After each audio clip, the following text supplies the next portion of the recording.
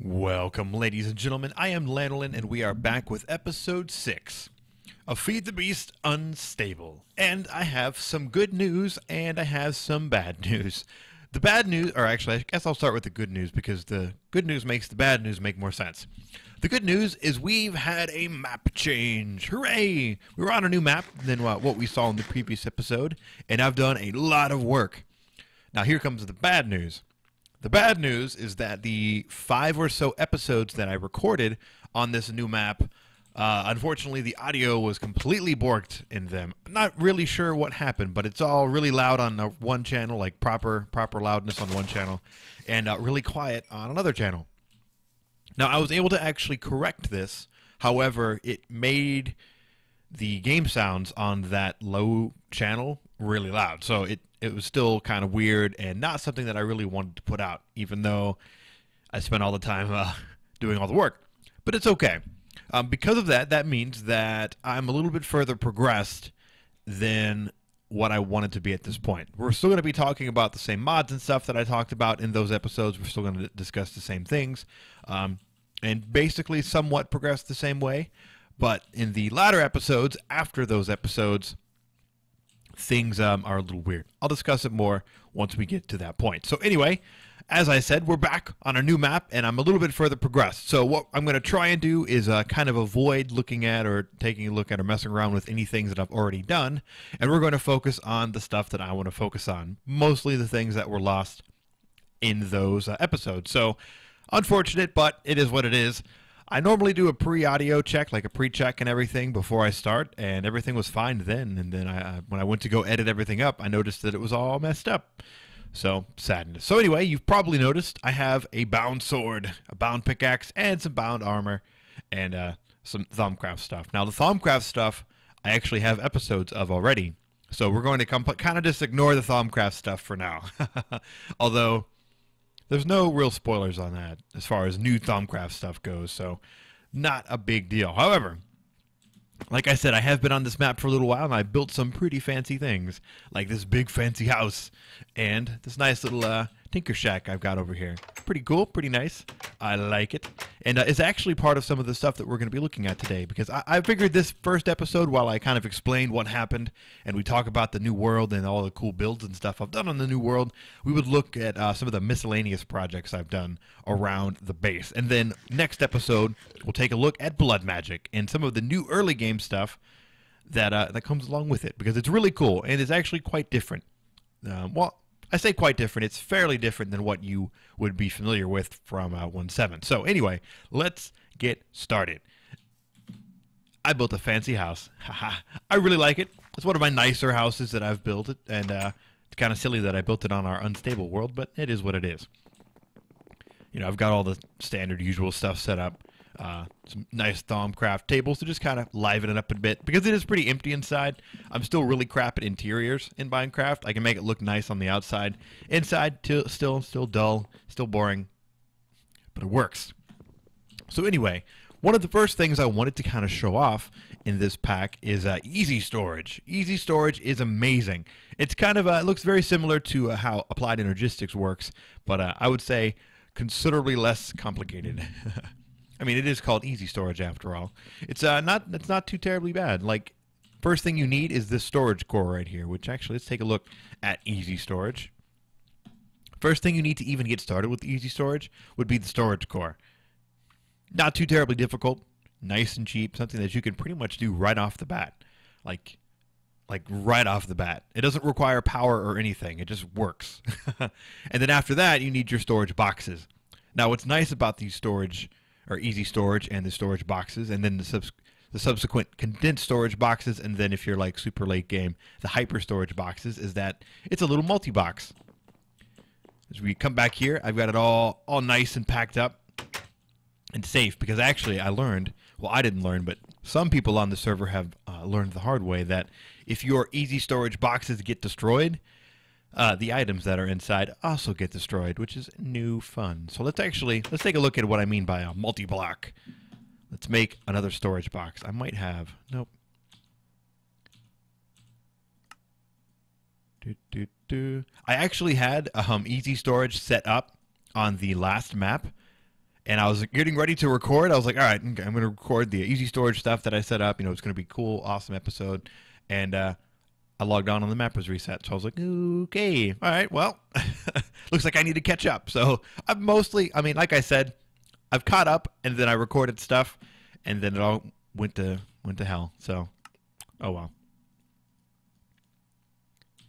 So yeah, we should have it. There we go. Nice. I don't know what that 0 is. That's new.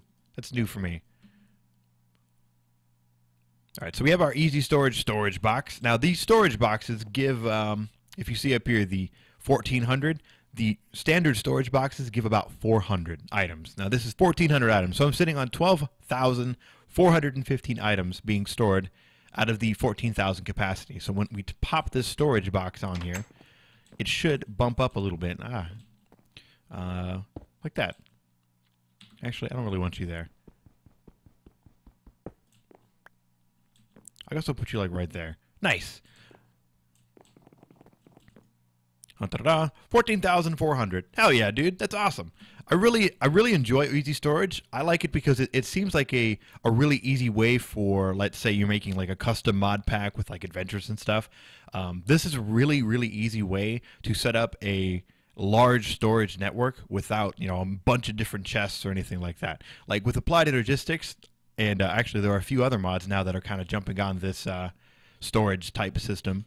I like this. It's really easy. Like you can set it up in a flash, you can get on with your adventure, but not have to worry about all like dealing with sorting all your different items and making sure that they all have their chests and all that stuff like that. Because we all like to be a little bit organized. This makes it so you don't really have to be organized, but you could try. But anyway, I really like it.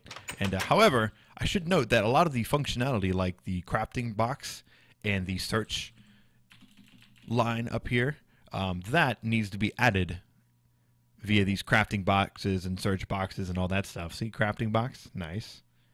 Not too terribly expensive. The search box, yeah, that can be a little expensive early game. You got to make sure you have your enchanter. You have to make sure that you can actually get some enchanted books down. And, of course, a lot of iron. But it gives you the ability to search and do crafting stuff. If I actually come over here and break these guys, right here's my search box and my crafting box. If we go back in here and look, oh no, I can't craft or search anymore. It's just basic storage. It's still really nice. It still beats 8 chests, 8 double chests in a huge room. Like, I wonder how many chests this would actually be the equivalent of. So anyway, we just toss them back on there. They don't need to be in any particular order. Like I said, they are a multi-block. Yeah, we get our search functionality back. We can look up potions or potatoes. I like it. So anyway, the next thing, EZStorage, I want to throw at you guys after you take this in. I love it. Like, this is actually really awesome. And I've actually done some cool stuff with it, with Thaumcraft and magic mirrors and hopper stuff, which I'm going to kind of showcase here a little bit. So give me a moment and I will be right back. All right, so I'm back and I'm actually down in my mining area that I've totally destroyed over the course of the few days I've been on here so far. And yeah, I wanted to showcase something fantastic that I actually really like, and I'm probably never going to get used to. And that is the new functionality of the hammer. Now, if we take a look at Tinker's Construct and we look at the whatever, let's do Tinker's. It is called, here we go. If we look at the expander horizontal and the expander vertical, you probably wonder what that's for. Well, I actually decided to make them and see exactly what they were for, and I was pleasantly surprised at what they do.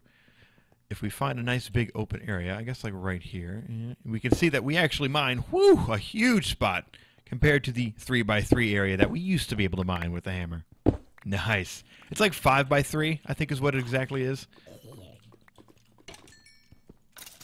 Now, I will say that there is a downside to this 3x5 mining capability, in that it leaves these weird little corner bits, which, for me, it actually drives me insane. But it does allow you to mine quite a large amount. And I'm actually in here because I wanted to get some ore to showcase some cool stuff. Or some cool functionality between the furnace mod and EZStorage. And did I actually get anything? I didn't. That's horrible. But anyway, It requires modifier slots. Each one requires a modifier slot. So, being that the hammer, you only have 3 modifier slots to choose from, you basically get the expander, the expander horizontal, the expander vertical, and then haste. That's what I did. So you kind of have to worry about that trade-off. You can either make yourself a super fast hammer, or you can make yourself a super fast hammer that only mines in 3x3. Here we go, perfect. Or you can make a pretty fast hammer that mines in a 5x3. I personally like the latter.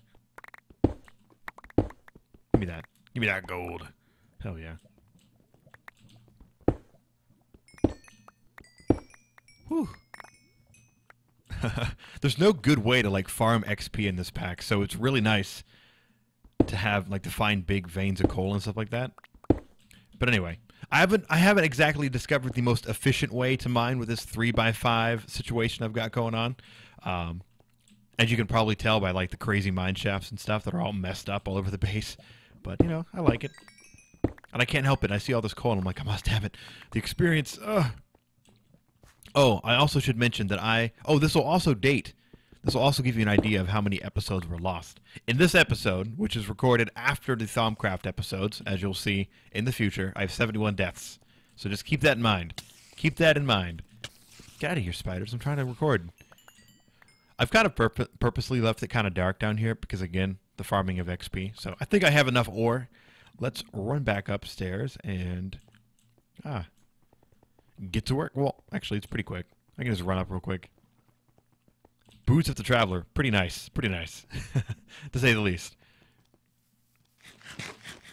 And you guys will get to watch me make them. Because they're still the same ones. Kind of nice. Yes, I think. I think I make them on camera. I don't remember. But anyway. I don't want to spoil too much. Alright, so one of the things that actually made me really, really excited about EZStorage is that they have a block,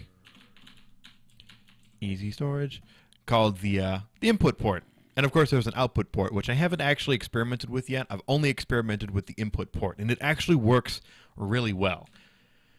As you can see, I have the pulvis, the furnace, sitting right next to each other, and if I actually break this guy down, you'll find, ooh, an input port. Yeah. It works wonderfully. If we go ahead and toss our iron ore in there, it'll go ahead and get to work. And actually, I guess I can toss the gold in there. So it'll get to work. These guys will get smelted up, and it'll immediately get sucked in. Oh, Neotech iron dust, huh? It'll immediately get sucked in to the system. Look at that, 89, 90. Oh, that's so good, dude. It's so simple to set up, too. It's very easy. I mean, you set it up just like you set up like a chest or something like that. Oh, I'm sorry, the out. There we go. Just the A facing towards the input port. And you have yourself a nice little bit of automation. Where's the guy at? What? Are you beating on that door? Come on, man. Alright, let's sleep. Let's go ahead and sleep. Alright. The zombies really, really like to swarm. At night. So anyway, the other functionality I kind of wanted to showcase a little bit, not too much. I haven't actually shown this at all on any episodes. This was going to be in the episode that I was going to record after I finished editing up the videos that got all messed up. Unfortunate, but whatever. I really, really like this, and it's a really, really easy way to move items around early game-ish in Thaumcraft and in this pack. And it utilizes, of course, the storage core and the input port that we have sitting right here. And thankfully, I was actually able to use the same input port for this. Because I'm pretty sure. Yeah, I'm using the same input port for this. So anyway, if you're familiar with the magic mirror from Thaumcraft, you know that you can hook up a magic mirror to the magic hand mirror. Pretty nice. And the hungry chest, also from Thaumcraft, we should know that if we throw stuff near it, it'll eat it. And then underneath the Thaumcraft hungry chest, we have a hopper, which of course the hopper empties out into the input port. You can probably see where I'm going with this. So if we take our hand mirror, which of course is linked to this mirror right here, anywhere in the world we can drop Oh yeah. We can drop stuff into the hand mirror and it will go right into our system. Nice. And it's actually pretty fast. I was pretty pleased with how fast it turned out to be. Now, if you drop like an entire chest full of cobblestone in there, yeah, it's going to be kind of slow because of the way that hoppers work. They only do one at a time. They only do one item at a time, but they're pretty quick at that one item at a time. So just keep that in mind. But I love it. It actually made it a lot easier for me to clear out my inventory. So as I accumulate junk, I can just open up my magic mirror and toss stuff in there like that. I wanted to go ahead and point that out now because, like I said, I haven't showcased that yet. And yeah, I think it's pretty cool. So anybody who might be into Thaumcraft already and are really tired of running back to their base to clear out their inventory, magic mirror, magic hand mirror, plus magic mirror, plus hungry chest, hopper into an input port. Works great. Works wonderfully. I actually love it. It is fantastic. So these guys should be done by now, which they are. And we're just that much richer. Hell yeah, dude. So give me a moment. I'm going to double check our time and see if there's anything else I can cover before we have to close out the episode. So I'll be right on back. All right, so we're good on time. We're good on time. That actually gives me enough time to showcase the final thing I wanted to take a look at. Now, this I actually set up fairly recently. It is from RF Tools, as I'm sure many people have noticed that RF Tools has been in the pack, but probably weren't totally sure what you could do with it outside of you seem to be able to make some dimensions and do some crafting stuff. I'm still kind of messing around with RF Tools, seeing what you can do with it in 1.8. But I know one thing in particular is working, and that is the matter transmitter and the matter receiver. Hell yeah. And the charged porter. If you're familiar with Terraria at all, there's an item in Terraria, I actually forget the name, that allows you to teleport back to your base. Kind of like regardless of where you're at in the world, you hit the item and you teleport on back. It's very, very, very useful, especially if you end up if you end up getting yourself into a pickle where you're surrounded between a rock, a hard place, and there's lava flowing at you. Oh man, I need to get out of here. I need to get back to my base as quickly as possible. Well, thanks to RF Tools, and actually not very many resources, it's pretty cheap to set this up, we can do just that. We take our charged porter, right-click, and we're back to our base in a flash. Now, depending on how far you go, increases the amount of RF it uses. This is something that also exists already in 1.7, so this isn't new functionality at all in RF Tools. This is just something that I thought was really useful for this particular pack, because there's no real way to move around quickly or really, really long distances outside of nether portals in this pack. So, yeah. The matter receiver, the charged porter, and then underneath this guy we have the coal generator from RF Tools. Just throw some coal in there, let them charge up, put the matter receiver on top of them, let them charge up, name it something, make yourself a charged porter, shift right click on the matter receiver with the charged porter, and you're done. It is just that easy. Also, if you need to charge the charged porter, you just set it in there like this. It'll charge right up. That's pretty fancy. I like it. This is something that, like I said, I actually made this very recently, and it would have been nice to have pretty much at all times. I mean, any way to instantly teleport back to your base is like overpowered as hell, so I would highly recommend it. If you don't have this guy set up, I would do it. It doesn't require anything but a little bit of coal. Like, I dumped, I think, half a stack of coal in here, and I haven't had to put any in here since. And I've used this guy, I'd say, not a lot, but a pretty good amount in the amount of time that I've had it. So anyway, I think that's going to be it for this episode. Next episode, we're going to come back and we're going to take a look at blood magic. As you can see, I've already done a bunch of blood magic. Again, episode issues. I just want to make sure that's clear. So we're going to come back. We're going to take a look at how to get started with blood magic with the new 1.8.9 changes that came to blood magic. It's pretty cool. I really like the changes, and I think you guys are going to like them too, especially if you weren't a huge fan of standing in front of a blood altar for hours, stabbing yourself or zombies.